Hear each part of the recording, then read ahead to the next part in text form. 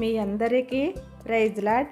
ఈరోజు వాగ్దానము కీర్తనలు 143 కీర్తన 8వ వచనము. నీ యందు నేను నమ్మిక ఉంచి ఉన్నాను.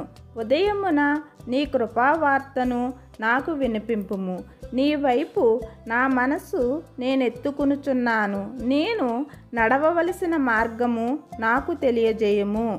కీర్తనలు అనగానే మనకి జ్ఞాపకం వచ్చేది ఏమిటి?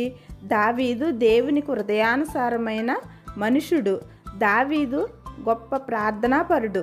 మనము కూడా ప్రతి ఉదయాన్నే దేవుని యొక్క వాగ్దానాన్ని చదువుకుని ప్రార్థన చేసుకోవాలి. నీ కృపవార్త నాకు వినిపించు ప్రభువా.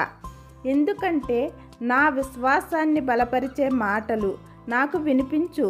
ఆ మాటలు ఎలాంటివి అంటే కృపను వివరించే మాటలు నాకు వినిపించు ప్రభువా అని ప్రార్థన చేసుకోవాలి. ఆమేన్.